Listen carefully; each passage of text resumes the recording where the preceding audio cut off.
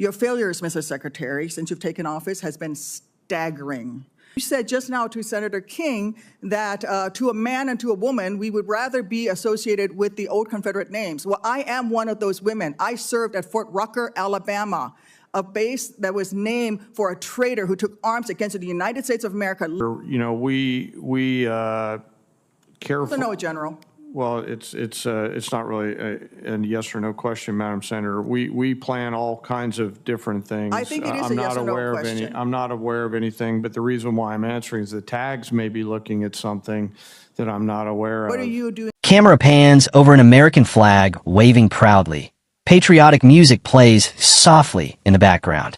Host stands in front of a desk with the Constitution and a bald eagle figurine prominently displayed. Welcome back to MAGA Capital.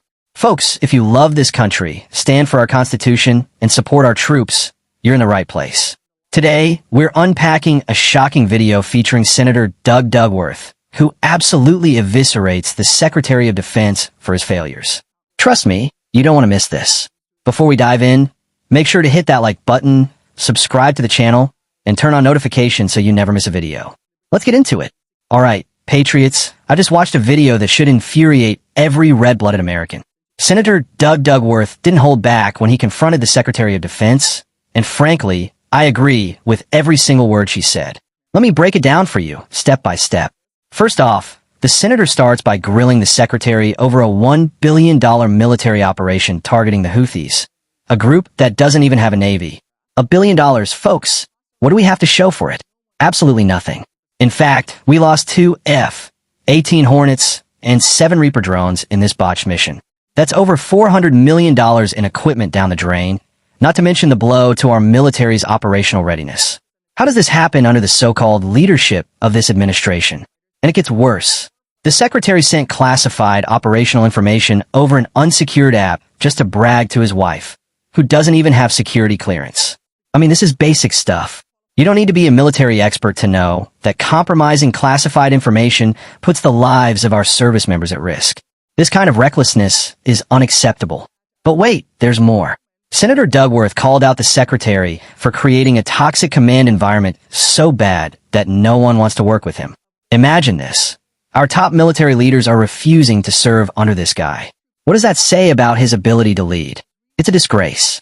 Let's watch the full Senate hearing, and I'll be giving my full response and reaction afterwards. Senator Duckworth. Thank you, Mr. Chairman. In response to my colleague from Oklahoma, I believe the Secretary of Defense has just responded last week and admitted that the $1 billion mission that he led against the Houthis, who do not have a navy, has not restored the transit of U.S. flag commercial vessels through the Red Sea, and in fact has resulted in the loss of 2 F-18 Hornets to the tune of $60 million apiece, as well as, I believe the last count was 7 Reaper drones to the tune of another $200 million. You are blowing through money like my fellow cadets and I did in our First Liberty after basic camp. Luckily, I didn't end up with a questionable tattoo. Your failures, Mr. Secretary, since you've taken office has been staggering. You sent classified operational information over Signal to chest thump in front of your wife, who, by the way, has no security clearance, risking service member lives in the process. You blew the $1 billion fight against the Houthis, whom, again, as my colleague says, has no navy, and yet you lost all of those aircraft. You've created such a hostile command environment that no one wants to serve as your chief of staff or work with you in other senior DoD leadership roles. But what we should all be talking about more than all of this is that you have an unjustified, un-American misuse of the military in American cities, pulling resources and attention away from core missions to the detriment of the country, the war fighters, and yes, the war fighting that you claim to love. I don't know if this is because you are too inexperienced and incompetent to understand the real threats facing our country, or if it's because you are just an unqualified yes man who can't tell the president how to keep Americans safe. You are focusing on renaming basis for Confederate generals. You said just now to Senator King that to a man and to a woman, we would rather be associated with the old Confederate names. Well, I am one of those women. I served at Fort Rucker, Alabama, a base that was named for a traitor who took arms against the United States of America, led troops who killed Americans.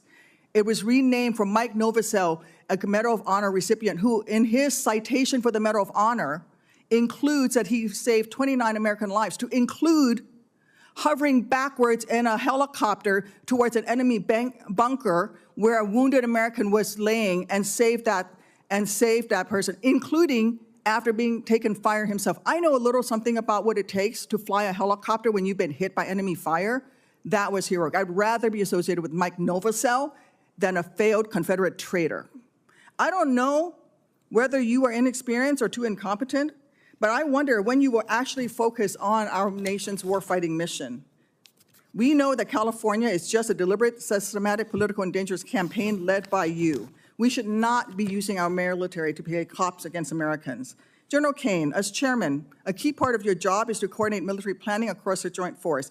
Is the department currently incorporating into any military plans expanding the use of the reserve forces to include the National Guard or active duty troops to support domestic law enforcement, including in other locations in the United States?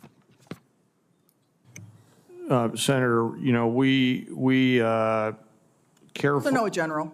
Well, it's not really a yes or no question, Madam Senator. We plan all kinds of different things. I think it is a yes or no question. I'm not aware of anything, but the reason why I'm answering is the tags may be looking at something that I'm not aware of. What are you doing at your level? You're not aware of that happening at your level? Because we know that on his first day, President Trump directed U.S. Northern Command to revise its unified command plan to add new planning requirements to combat, and I quote, criminal activities.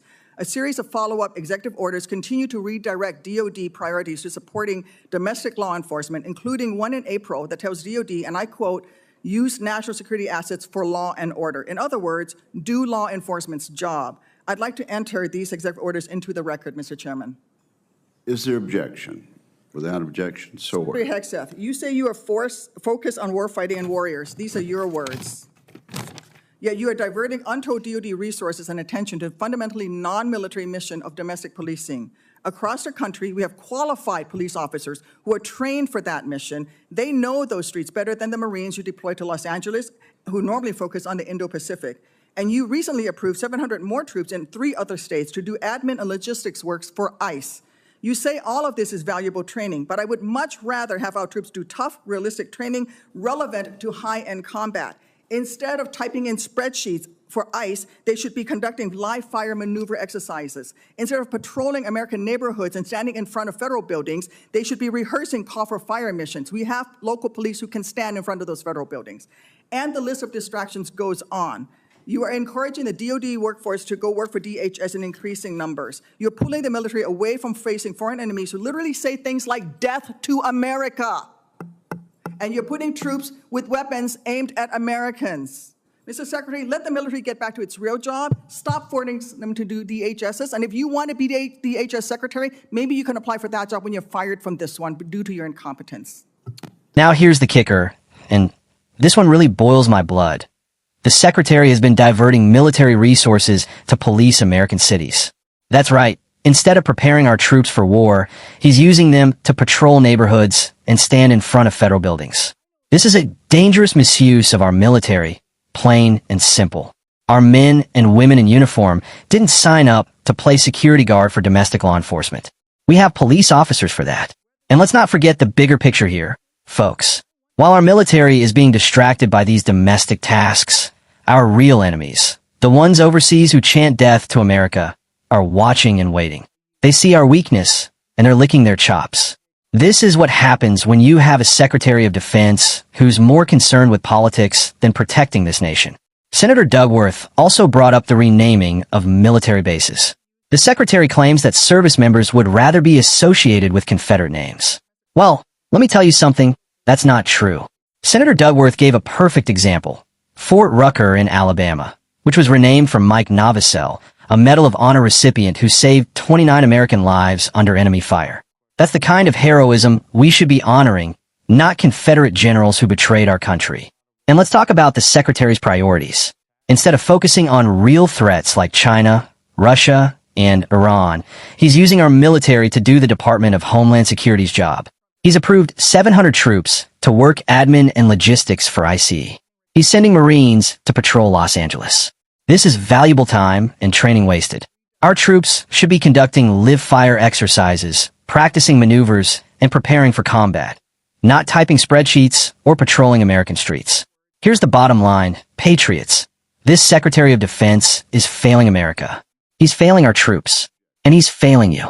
This isn't about politics. It's about national security. We need strong leaders who prioritize our military's core mission, defending this great nation from foreign threats. So what can we do? We need to hold our leaders accountable. Call your representatives. Demand that our military be allowed to focus on its real job. And if this secretary can't do the job, it's time for him to step aside and let someone else lead. Folks, this is a wake-up call. Our military deserves better. Our country deserves better. And we, the people, need to stand up and demand better. If you agree, make sure to hit that like button, subscribe to MAGA Capital, and share this video with your friends and family. Let's make our voices heard. Until next time, stay strong, stay patriotic, and God bless America.